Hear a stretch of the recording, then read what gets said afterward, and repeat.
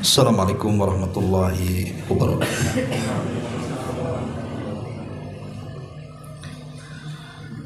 Alhamdulillah wassalatu wassalamu ala Rasulillah wa ala alihi wa sahbihi wa mawalah wa la hawla wa la quwwata illa billahi wa ba'd. Alhamdulillah, di malam hari ini balik kita bisa melanjutkan kajian kita membahas fikih Asmaul Husna, dan kita sudah masuk pada halaman ke-258 dari nama Allah Subhanahu wa taala Asy-Syahid Ar-Raqib, yang maha menyaksikan dan yang maha mengawasi. Kenapa disebut oleh pengarang dua nama Allah sekaligus, Asy-Syahid dan Ar-Raqib? Karena sebagian para ulama mengatakan makna Asy-Syahid adalah Ar-Raqib. Jadi makna yang maha menyaksikan artinya juga maha mengawasi. Di sini pengarang menyebutkan beberapa dalil dari Al-Quranul Karim. Di antaranya dalam surah Al-Buruj Allah mengatakan wallahu ala kulli syai'in syahid, dan Allah maha menyaksikan segala sesuatu. Kemudian juga disebutkan dalam surah An-Nisa 79-nya wa kafa billahi syahida, dan cukuplah Allah yang menjadi saksi. Di zaman Umar bin Khattab radhiyallahu an terjadi banyak peperangan, terutama ketika melakukan penyerbuan ke negeri Persia dan ditaklukkannya Baitul Maqdis. Ratusan bahkan ribuan kaum muslimin mereka gugur menjadi mati syahid. Sampailah berita ini kepada Umar bin Khattab radhiyallahu anhu. Kemudian Umar meminta agar nama-nama orang yang mati syahid itu disebutkan di hadapannya. Tapi kebanyakan orang-orang yang mati syahid Umar tidak mengenalnya. Jadi satu persatu orang yang meninggal dalam peperangan itu disebutkan di hadapan Umar, tapi kebanyakan Umar tidak mengenalnya, saking banyaknya kaum muslimin yang mati syahid itu. Tetapi bagi Umar bin Khattab radhiyallahu an, sekalipun kata beliau aku tidak mengenal mereka yang gugur satu persatu dalam peperangan itu, tetapi Allah Subhanahu wa taala kenal siapa mereka. Maka Umar pun membaca ayat wa kafa billahi syahida, dan cukuplah Allah yang menjadi saksi atas gugurnya mereka. Kemudian juga Allah Subhanahu wa taala mengatakan dalam surah Al-Hajj ayat 17, innallaha ala kulli syai'in syahid, sesungguhnya Allah menyaksikan segala sesuatu. Dan banyak lagi ayat-ayat yang menyebutkan tentang salah satu nama Allah Subhanahu wa taala adalah Asy-Syahid. Adapun Ar-Raqib disebutkan dalam surah An-Nisa, innallaha kana 'alaikum raqiba, sesungguhnya Allah selalu menjaga dan mengawasi kamu. Dan Allah mengatakan dalam surah Al-Ahzab 52-nya wa kana Allahu 'ala kulli syai'in raqiba, dan Allah maha mengawasi segala sesuatu. Dan Allah juga mengatakan dalam surah Al-Maidah ayat 117, wa kuntu alaihim syahida ma dumtu fihim falamma tawaffaitani kunta antar raqib alaihim wa anta ala kulli syai'in syahid. Dan adalah aku menjadi saksi terhadap mereka, maka setelah engkau wafatkan aku engkaulah yang mengawasi mereka dan engkau adalah maha menyaksikan atas segala sesuatu. Ini perkataan siapa? Isa ibnu Maryam. Jadi saat Isa bin Maryam dihadapkan kepada Allah Subhanahu wa taala, kemudian Allah mengatakan kepada Isa, "A anta qulta linnas?" Apakah engkau mengatakan kepada manusia, ambillah aku dan ibuku sebagai Tuhan selain daripada Allah Subhanahu wa taala? Maka Isa mengatakan, "Subhanak, maha suci engkau ya Rabb. In kuntu qultuhu faqad alimta." Kalau aku mengatakannya pasti kau tahu, karena engkau mengetahui segala sesuatu. Sampai kepada ayat, "Wa kuntu alaihim syahida ma dumtu fihim." Dan adalah aku menjadi saksi terhadap mereka. "Falamma tawaffaitani kunta antar raqib alaihim." Maka setelah engkau wafatkan aku ya Rabb, engkaulah yang akan mengawasi mereka. "Wa anta ala kulli syai'in syahid." Dan engkaulah maha menyaksikan atas segala sesuatu. Ma'asyiral muslimin yang dimuliakan Allah Subhanahu wa taala. Kita tahu bahwa kalimat syahid secara bahasa itu artinya menyaksikan. Jadi orang yang menyaksikan sebuah kejadian itu disebut syahid. Berarti orang itu menyaksikan dan hadir di tempat kejadian. Itu secara bahasa. Tetapi secara istilah berbeda. Makanya kita lihat orang yang meninggal dalam peperangan disebut syahid karena mereka hadir dalam peperangan dan menyaksikan peperangan dan gugur di peperangan, maka disebut syahid karena mereka menyaksikan dan hadir di situ. Tetapi secara istilah ada yang mengatakan bahwa makna syahid itu adalah al-alim, zat yang maha mengetahui. Kalau pengetahuan Allah Subhanahu wa taala secara mutlak, maka disebut alim. Allah itu mengetahui segalanya.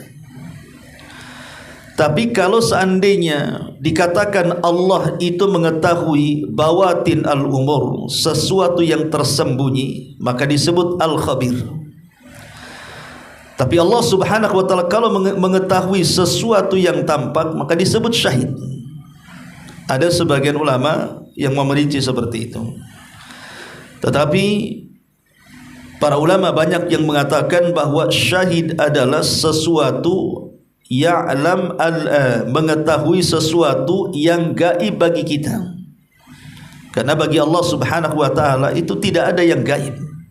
Sesuatu yang kita anggap gaib bagi Allah itu tidak gaib. Seperti umpamanya alam para malaikat, bagi kita gaib karena kita tidak pernah mampu memandang para malaikat. Alam jin bagi kita gaib.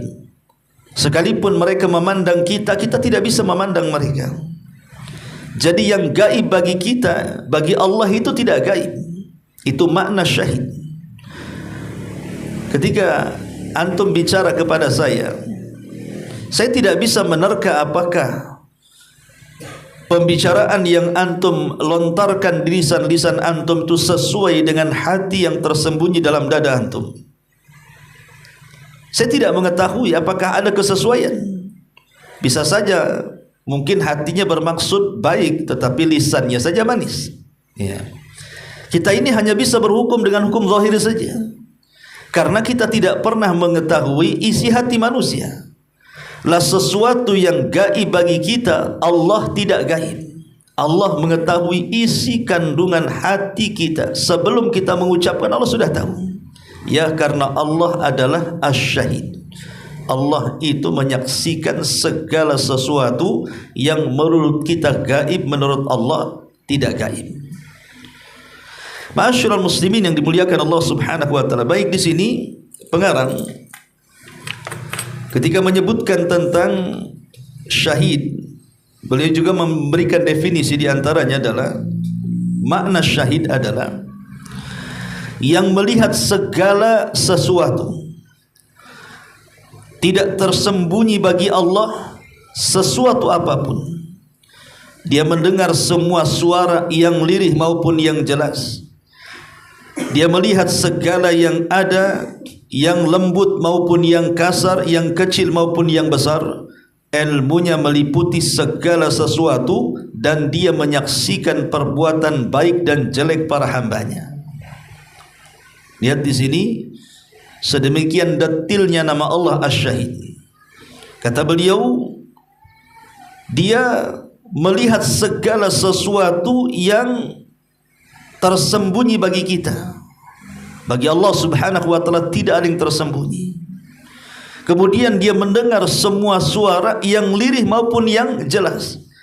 Kalau kita terkadang hanya mendengar yang jelas-jelas saja. Terkadang ada orang yang ngomong di hadapan kita, terkadang kalau telinga kita agak budak, kadang-kadang kita tanya, bisa diulang nggak? Tadi ngomong apa kamu? Padahal orangnya dekat tuh. Ya. Tapi bagi Allah Subhanahu wa ta'ala, dia mendengar semua suara yang lirih maupun yang jelas. Seperti yang terjadi ketika seorang wanita mengadu karena diceraikan suaminya kepada Nabi SAW. Kemudian dia meminta kepada Rasul untuk rujuk. Ketika suaminya mengatakan, anti ka dhahri ummi, engkau itu seperti punggung ibuku. Maka dia mengadu kepada Rasul. Kata Rasul, kalimat itu menurut ala jahiliyah adalah kalimat cerai, karena ketika itu belum ada syariat dihar. Wanita ini sedih karena tidak bisa rujuk lagi kepada suaminya, karena Rasul sudah mengatakan itu kalimat cerai dalam bahasa jahiliyah. Setiap hari wanita ini mengadu kepada Rasul untuk rujuk. Sampai pada waktunya ketika wanita ini datang menghadap Rasul, di situ ada Aisyah radhiyallahu anha berdekatan duduknya. Tiba-tiba Allah Subhanahu wa ta'ala tulikan Aisyah tidak mendengar apa percakapan Rasul dengan wanita itu. Menunjukkan bahwa terkadang pendengaran kita ini terbatas. Ada kalanya kita tidak bisa mendengar. Tetapi pendengaran Allah Subhanahu wa ta'ala tidak terbatas, dan itu bagian daripada makna syahid. Dia mendengar semua suara yang lirih maupun yang jelas. Bahkan dia melihat segala yang ada, yang lembut maupun yang kasar, yang kecil maupun yang besar. Ilmunya meliputi segala sesuatu dan dia menyaksikan perbuatan baik dan buruk seluruh hamba-hambanya. Itu makna syahid juga menurut pengarang di sini. Adapun ar-raqib, kata beliau, maknanya adalah yang melihat apa yang dirahasiakan di dada-dada manusia, serta yang mengawasi apa yang dilakukan oleh setiap jiwa. Dialah yang menjaga semua makhluk, memperjalankan dengan sebaik-baiknya ketentuan dan peraturan.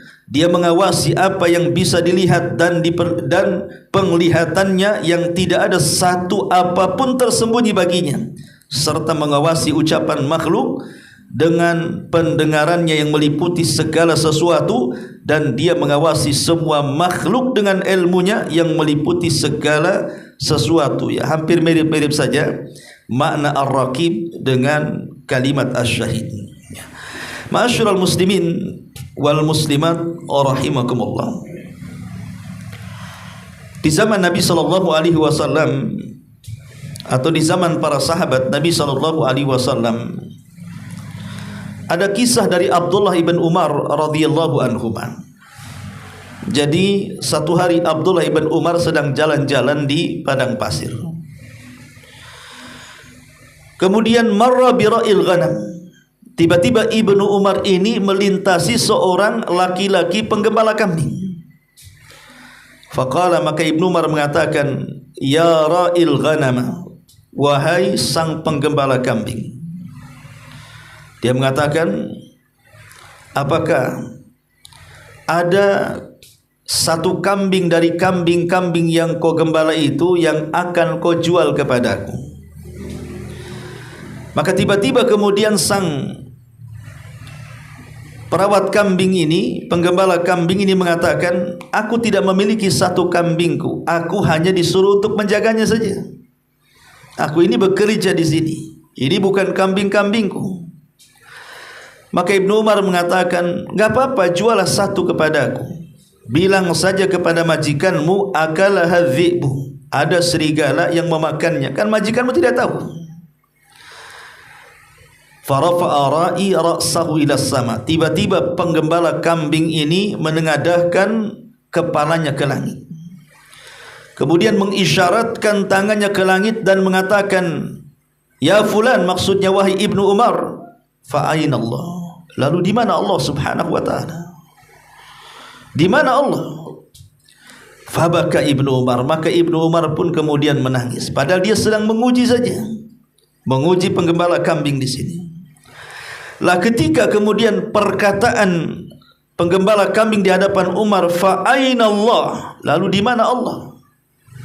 Mungkin aku bisa saja berdusta kepadamu bahwa salah satu kambingku dimakan serigala, tapi mungkinkah aku berdusta kepada Allah sementara dia menyaksikan diriku? Lalu di mana Allah? Ya.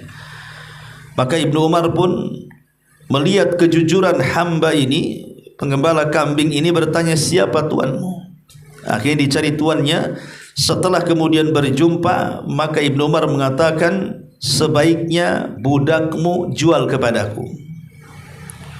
Setelah kemudian tawar-menawar, akhirnya dijuallah budak ini kepada Ibnu Umar. Maka Ibnu Umar pun kemudian memerdekakan budak ini dan membebaskannya. Kisah ini menunjukkan pelajaran kepada kita bagaimana sang penggembala kambing ini mengajarkan bahwa Allah itu salah satu namanya Asy-Syahid. Dia adalah zat yang maha menyaksikan. Lahirlah sifat muraqabah di sini, bahwa kita merasa diawasi oleh Allah Subhanahu wa taala. Atau kisah ayahnya Ibnu Umar, Umar bin Khattab radhiyallahu an, ketika menjadi khalifah. Kisah yang makruf yang sering kita ceritakan. Saat malam-malam dia sedang berputar-putar. Kita tahu bahwa di zaman Umar kan banyak membuat tenda-tenda di perbatasan kota. Untuk apa tenda-tenda ini dibuat oleh Umar? Untuk orang-orang yang mengadu nasib dari daerah-daerah yang mereka mencari pekerjaan ke kota. Jadi oleh Umar difasilitasi dengan dibuatkan tenda-tenda, kemudian lampu sekedarnya. Dan itulah kemakmuran di zaman Umar bin Khattab radhiyallahu an. Betul-betul memperhatikan rakyatnya. Jadi di malam hari Umar ini berkeliling ke tenda-tenda yang ada di perbatasan kota itu. Anggaplah Umar memberikan aturan bahwa dari jam sekian ke jam sekian lentera boleh dinyalakan, tapi kalau sudah jam sekian di malam hari wajib untuk dipadamkan, karena itu fasilitas negara. Ya. Rupanya ada salah satu tenda itu yang masih menyala, sehingga Umar ini kemudian penasaran, kenapa tenda yang satu ini masih menyala, harusnya sudah dipadamkan. Maka didekatilah kemudian oleh Umar bin Khattab radhiyallahu an. Rupanya ada perbincangan dalam tenda ini seorang ibu dengan anak putrinya. Sang ibu ini mengatakan kepada putrinya, "Nak, besok kita akan jualan air susu. Sebaiknya kita campur air susu ini dengan air mineral supaya banyak dan juga keuntungannya melimpah." Jadi ibu ini hendak curang mengatakan kepada anaknya seperti itu. Tetapi kemudian anak putrinya ini rupanya wanita salihah. Dia mengatakan kepada ibunya dan mengatakan, tidak boleh curang wahai ibunda, karena aturan Amirul Mukminin Umar bin Khattab sudah jelas, tidak boleh ada curang dalam dagang. Ibunya mengatakan, wahai anakku, bukankah Amirul Mukminin Umar bin Khattab tidak tahu? Kalaupun kita mencampur air susu dengan air mineral, kan dia enggak tahu. Kemudian putrinya mengatakan, wahai ibunda, sekalipun Umar tidak tahu, sekalipun khalifah tidak tahu, tetapi dia punya Rabb, dia punya Tuhan. Pastilah Tuhannya Umar ibn Khattab radhiyallahu anhu juga Tuhan kita dan mengetahui kita. Lah Umar ibn Khattab radhiyallahu anhu yang mendengarkan percakapan itu di luar tenda, dia takjub ya atas kejujuran wanita itu. Makanya dia langsung pulang. Kemudian dia mengumpulkan anak laki-lakinya dan mengatakan, siapa di antara kalian yang siap menikah? Kemudian adalah salah satu putra Umar namanya Qasim ibnu Umar, saudara daripada Ibnu Umar radhiyallahu anhu. Dia mengatakan, saya wahai abi. Maka ketika Qasim sudah siap menikah, akhirnya Umar pun melamarkan gadis yang jujur tadi. untuk menjadi istri daripada putranya Qasim. Dari pernikahan gadis yang jujur tadi dengan Qasim lahirlah seorang wanita namanya Laila. Dari Laila ini lahir seorang khalifatul Islam, Umar bin Abdul Aziz. Lihat bagaimana wanita ini, wanita yang saleh ini, yang jujur kepada Allah subhanahu wa ta'ala, mengajari ibunya tentang nama Allah subhanahu wa ta'ala Asy-Syahid, bahwa Allah itu menyaksikan. Umar bisa ditipu, tapi Allah tidak mungkin bisa ditipu karena dia syahid. Itulah di antara kisah-kisah tentang nama Allah subhanahu wa ta'ala Asy-Syahid. Tetapi sering saya ulang-ulang bahwa ketika kita mempelajari nama Allah Asy-Syahid, Ar-Raqib dan nama-nama Allah yang sudah kita pelajari, tentu yang paling penting dari mempelajari nama Allah dan sifatnya itu adalah pengaruh keimanannya apa. Kita mempelajari nama-nama Allah itu pengaruh bagi kehidupan kita apa sebenarnya. Ini yang penting. Asar imannya apa? Yang pertama, bahwa ketika kita mempelajari nama Allah Asy-Syahid, bahwa dia zat yang maha menyaksikan, bahwa dia zat yang maha mengawasi, maka pertama, an yastahdhiral abdu syuhudallahi lahu, menghadirkan dalam kehidupannya, atau seorang hamba menghadirkan dalam kehidupannya seolah-olah dia menyaksikan Allah subhanahu wa ta'ala. Karena Allah melihat kita, mendengar kita, seolah-olah kita melihat Allah subhanahu wa ta'ala. Dan itulah yang disebut dengan darajatul ihsan. Ingat ketika Nabi SAW ditanya oleh Jibril, apa itu ihsan? Apa kata Rasul? An ta'budallah ka'annaka tarah. Engkau beribadah kepada Allah seolah-olah engkau melihatnya. Kalaupun engkau tidak mampu melakukannya, maka yakinlah Allah subhanahu wa ta'ala melihat kita. Jadi dengan meyakini Allah zat yang maha menyaksikan, zat yang maha mengawasi, maka hadir dalam kehidupan kita seolah-olah kita melihat Allah. Kalau tidak bisa yakini Allah memperhatikan kita, maka lahirlah sifat ihsan dan muraqabah tadi. Yang kedua, mudafa'atul ma'asi. Ketika kita yakin bahwa Allah menyaksikan, ketika kita yakin bahwa Allah mengawasi, maka minimalnya kita bisa menekan maksiat. Kita bisa menekan kemaksiatan kepada Allah subhanahu wa ta'ala. Kenapa? Karena lahir dari keyakinan Allah menyaksikan dan mengawasi itu perasaan takut. Perasaan takut. Karena kita sedang diawasi oleh Allah subhanahu wa ta'ala. Dari perasaan takut inilah akhirnya kita pun menjauh dari kemaksiatan kepada Allah azza wa jalla. Karena seorang mukmin jangan lagi cerita maksiat. Seorang mukmin itu beramal soleh saja harus disertai dengan takut. Jadi seorang mukmin jangan cerita maksiat, dia beramal saleh, dia salat, dia puasa, dia zakat ataupun beramal saleh yang lainnya, maka wajib bagi seorang mukmin dalam setiap amal itu harus disertai dengan rasa takut. Karena takut itu adalah rukun amalan hati yang harus disertakan setiap ibadah. Makanya lihat bagaimana Ibrahim alaihi salatu wasalam setelah membangun Ka'bah. Padahal yang menyuruh membangun Ka'bah adalah Allah, yang membimbing membangun Ka'bah juga Allah sampai selesai. Tapi Ibrahim takut kalau amalannya ditolak oleh Allah, sehingga dia mengatakan, taqabbal minni, ya Allah terimalah apa yang sudah kubuat ini. Padahal pasti diterima. Tapi tetap Ibrahim mengajarkan kepada kita, jangan sampai kemudian amalan kita ini tidak diterima, sehingga muncullah perasaan takut. Karena amalan kita ini disaksikan oleh Allah subhanahu wa ta'ala, apalagi kalau kita berbuat maksiat. Ini yang kedua. Yang ketiga, dawamul istiqamati. Dengan meyakini Allah itu menyaksikan kita, mengawasi kita, maka timbullah istiqamah dalam kehidupan kita.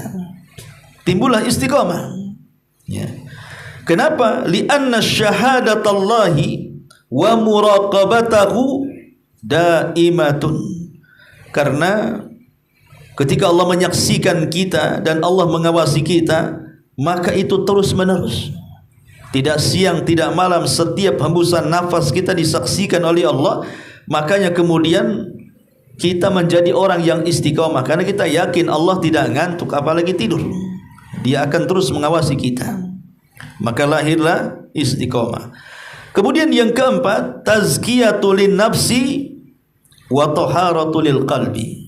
Ketika kita yakin Allah menyaksikan kita, Allah mengawasi kita, maka kita berusaha untuk mensucikan atau membersihkan jiwa dan membersihkan hati-hati kita.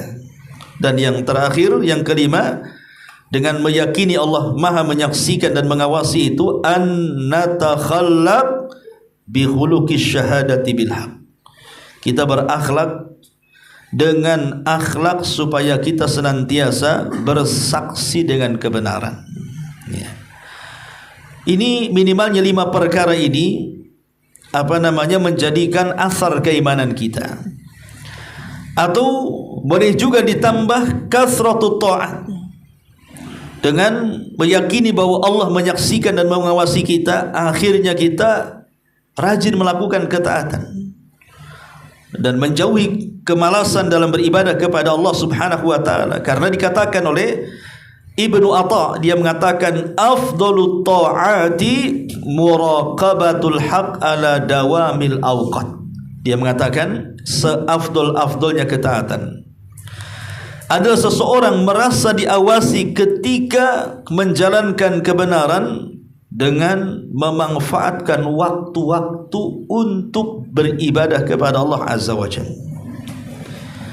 Ma'asyiral muslimin yang dimuliakan Allah Subhanahu wa taala, intinya di sini bahwa banyak manfaat dengan meyakini Allah menyaksikan dan Allah mengawasi. Karena begini ikhwan, 2 nama Allah ini saja kalau kita praktekkan dalam kehidupan kita sehari-hari, ini cukup menjadikan manusia itu terlahir menjadi manusia yang baik, manusia yang disiplin, manusia yang jujur, yang amanah, dan begitu seterusnya.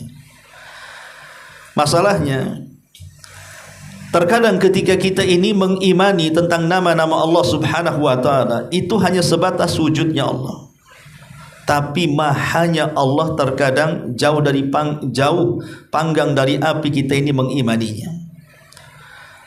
Kalau seandainya kita katakan, saya yakin, saya, antum atau siapapun meyakini Allah Subhanahu wa taala itu Maha menyaksikan dan Maha mengawasi, saya kira yakin. Seorang mukmin pasti yakin dan percaya Allah itu zat yang Maha menyaksikan kita semuanya, bahkan Maha mengawasi kita semuanya.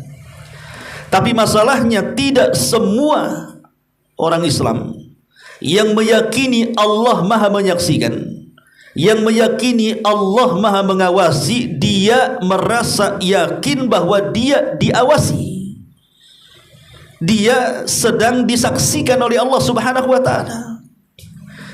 Kalau seandainya setiap muslim itu yakin Allah Maha menyaksikan, kemudian dalam hatinya merasa disaksikan, atau dia yakin bahwa Allah Maha mengetahui dan mengawasi, dan dia pun merasa diawasi, saya yakin orang itu tidak mungkin melakukan kemaksiatan, kan?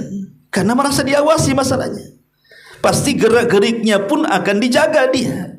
Ketika hendak mengambil sesuatu yang bukan haknya, tidak jadi diambil. Kenapa? Memang dia bisa tersembunyi dari manusia, Allah tidak tersembunyi, Allah menyaksikan. Sehingga dalam hatinya merasa disaksikan, Allah mengawasi, dalam hatinya merasa diawasi, tak jadi dia mengambil. Jadilah dia orang jujur akhirnya, kan? Itu 1 nama ini saja, atau 2 nama Asy-Syahid Ar-Raqib saja, kalau seandainya diamalkan, orang itu sudah jadi baik sebenarnya. Tidak ada kisahnya di kantor itu orang malas kerja, orang yang maling waktu gitu kan, saat gajian minta disempurnakan, saat kerja leha-leha pula dia. Ketika bosnya marah, tersinggung dia. Ketika gajinya dikurangi, marah dia. Kan ada orang yang kayak gitu. Nggak mungkin lah dia mencuri waktu, tidur-tidur enak-enak. Kalau ada pengawas dia rajin, ketika nggak ada pengawas duduk-duduk. Kenapa? Walaupun manusia bisalah dia bohongi, tapi Allah kan tidak bisa dibohongi. Allah mengawasi kita, Allah menyaksikan kita. Tidak mungkin ada orang yang malas-malas untuk bekerja. Pasti dia akan rajin, kan itu amanah. Ya. Tidak mungkin juga ada orang korupsi. Kenapa terjadi korupsi di negara kita ini? Bahkan boleh dikata sudah akut gitu ya. Bukan hanya dulu ada namanya BPK, ada namanya KPK, macam-macam tuh badan pengawas tuh. Kenapa terjadi adanya pengawasan coba? Karena hilangnya kejujuran di bangsa kita ini. Ngapain coba? Kan sudah ada pengadilan, sudah ada polisi, dibentuk lagi badan-badan pengawas keuangan, menunjukkan bahwa kejujuran di negeri kita ini sudah krisis. Karena harus dibentuk badan-badan pengawasan masalahnya. Kalau seandainya warga negara Indonesia yang ditanamkan tentang tauhid nama dan sifat bagi Allah, cukup ditanamkan sifat syahid dan raqib, bahwa Allah itu menyaksikan dan Allah itu mengawasi, tidak perlulah dibentuk badan-badan itu. Kenapa? Karena setiap dia hendak maling, dalam hatinya, ya manusia bisa dibohongi, tapi Allah menyaksikan dia, Allah memperhatikan dia, tak jadi dia ngambil.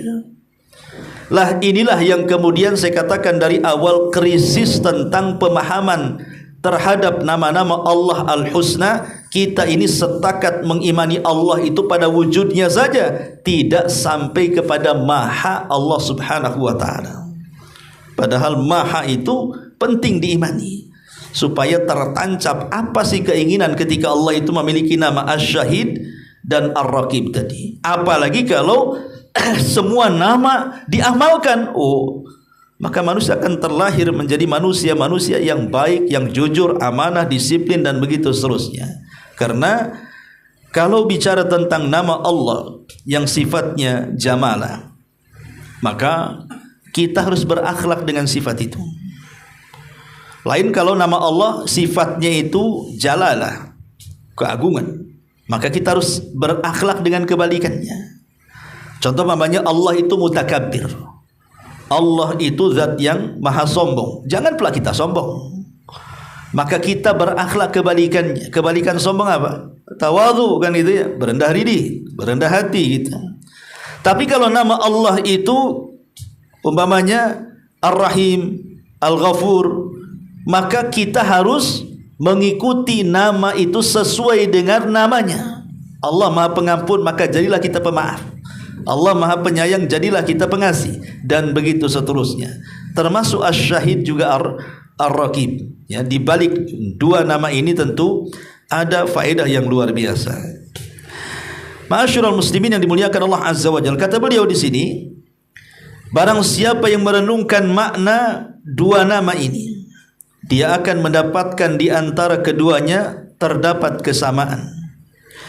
Oleh karena itu Syekh Abdurrahman As-Sa'di rahimahullah ta'ala berkata, Ar-Raqib dan Asy-Syahid itu bersinonim. Keduanya menunjukkan bahwa Allah dengan pendengarannya, dengan penglihatannya, dengan ilmunya meliputi segala ucapan, perbuatan, dan segala sesuatu yang nampak maupun yang tersembunyi. Dialah yang mengawasi apa yang terlintas dalam benak-benak manusia dan apa yang bergetar dalam pandangan manusia, terlebih lagi hal yang nampak dengan amalan perbuatan. Allah mengatakan, Innallaha kana 'alaikum raqiba wallahu 'ala kulli syai'in syahid. Sesungguhnya Allah selalu menjaga dan mengawasi, dan Allah Maha menyaksikan segala sesuatu. Oleh karena itulah kata beliau, perasaan seorang hamba akan pengawasan Allah merupakan semulia-mulianya amalan batin yang Allah meliputinya dengan ilmunya.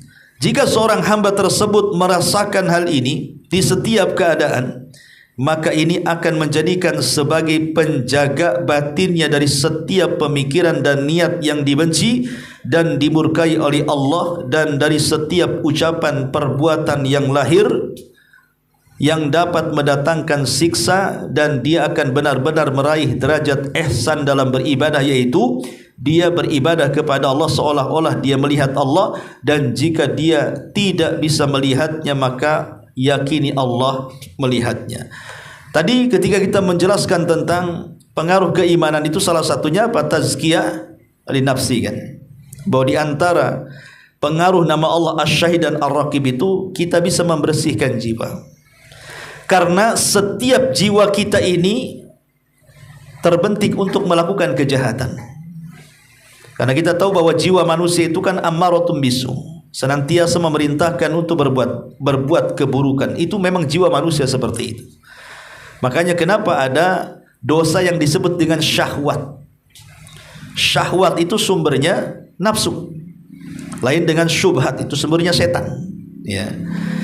Jadi kalau seandainya jiwa ini senantiasa memerintahkan sebuah keburukan, kemudian dia meyakini bahwa Allah zat yang maha menyaksikan dan zat yang maha mengawasi, maka tidak mungkin hati ini juga akan memiliki niat yang jahat untuk melakukan kemaksiatan kepada Allah. Kenapa? Karena Allah saksikan dan Allah tahu sampai ke dalam hati kita.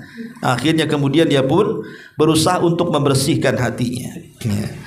Ma'asyiral muslimin wal muslimat rahimakumullah.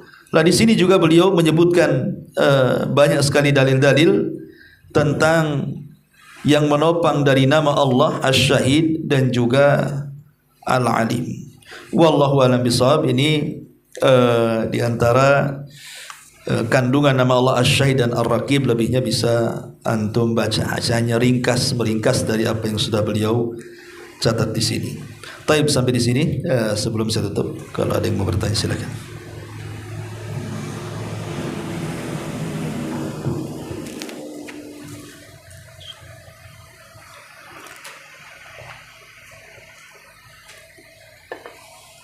Taib, kalau enggak ada, kita subhanallah bihamdika asyhadu an la ilaha illa anta astaghfiruka wa atubu ilaik. Allahu ta'ala alam. Assalamualaikum warahmatullahi wabarakatuh.